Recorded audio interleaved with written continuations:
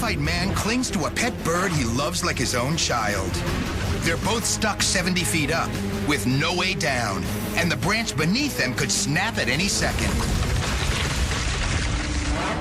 A desperate 911 call rings out in Porter, Texas. 911, what is the location of your emergency? My brother is stuck up in a tree. He can't get down. 3023 on scene. William Hart has his beloved cockatoo Geronimo in his arms and 7 stories of air beneath his feet. William and his sister Debbie Mizell were spring cleaning. They opened the windows, and when they turned around, Geronimo was gone. Geronimo picked the lock, and Geronimo flew out the window. And William went racing after him. At first, I thought he was crazy climbing a tree for a bird, but that's like one of his kids. Nothing is going to stop William from getting to Geronimo, not even the risk of death. William starts by climbing up a small tree next to the large pine. He then wedges his body between the 2 trees and walks up 45 feet like this. Once he reaches the top of the shorter tree, he bear hugs it, rocks back and forth, finally building enough momentum to swing over to the taller tree. Now he just has to scale the final 20 feet to Geronimo. But with Geronimo in his arms, there's no way for William to climb down. I thought William was supposed to fall out of the tree, and I started getting real scared. Very dangerous situation. Photojournalist Scott Ingle took a deep breath when he looked up. Very easy for that limb to snap loose and him come down on us. No one is sure how long the branch William is standing on will hold. Although Geronimo can fly, but William's afraid he may get hurt or fly away, and he doesn't want to lose him. He wouldn't let go of that bird. He was holding up against his chest. Emergency crews know they need to work fast, but they've got a big problem. They can't just use a ladder to go up and bring them down. It had rained earlier that week, and the ground was quite soft. No way to get a ladder truck in. As soon as we figure out exactly the best way to get to you, then I'll call you back, we'll holler at you back and let you know, okay?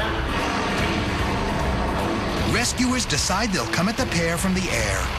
They plan to lower a harness from a chopper. William, once you get that thing over your head, if you're going to hold on to that bird, just keep it in front of you. Don't let it get cinched up between, don't let it get in the way. The chopper moves in, but dense tree cover makes it impossible to get the harness close enough for William to grab. The overhead canopy just wouldn't allow it. Every attempt fails. It's been 3 hours. Now they're losing light and hope. Up next, as the helicopter hovers, the branches snap. William Hart was trying to rescue his pet bird Geronimo. Now they both are in danger, and all efforts to save them have failed. I was scared. I didn't know if he was going to fall or hurt himself real bad. 5 hours have ticked by. It's starting to get dark, and the Porter, Texas man and his beloved umbrella cockatoo are still trapped 70 feet up a tree.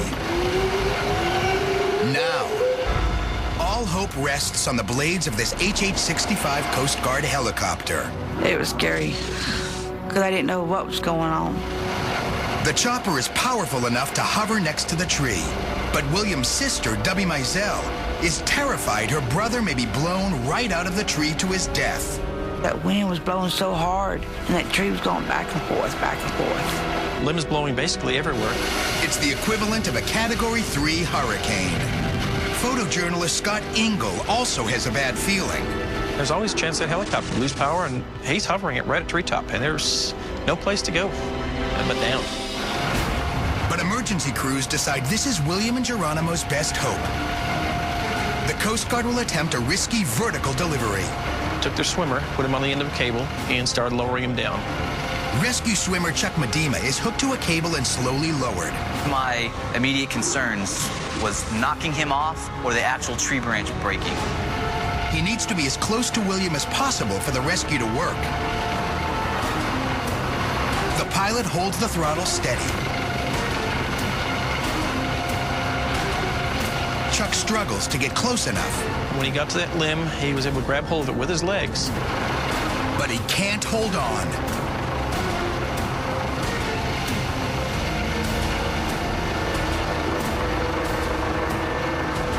Just when it seems all hope is lost, he makes one last life-saving grab.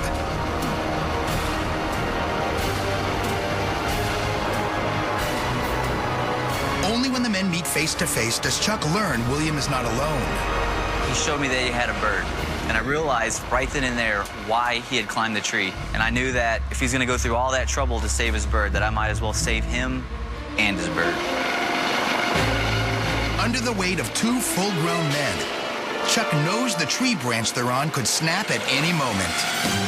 Mr. Hart and his bird were in more danger than they realized. Any wrong step, anything that happened, he was going to fall 70 feet to what I believe is pretty much certain death. Chuck works fast and gets William strapped into a safety harness. All the while, William comforts Geronimo. After 5 torturous hours, William and Geronimo are hoisted to safety and finally out of danger. It was kind of scary. He told me just to hold on and let him do the job, and I just followed his instructions, and everything came out fine. He had to put up with wind caused by the helo, had to put up with myself trying to shimmy down a tree branch. I wasn't sure if the tree branch was going to hold. And he also had one hand on his bird the entire time. So for him, it was very dangerous. Despite that danger, William has no regrets. I did what I had to do to get him back. He's my baby, and I'll do it again.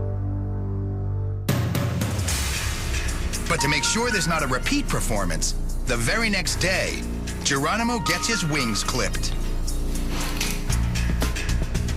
Ready? Today, Geronimo's cage is armed with several new locks. And whenever he ventures outside, the 7-year-old Cockatoo is hooked up to a special harness, keeping him close to William's side. Geronimo is just important to me as one of my kids. You're going to do everything in your power to save him.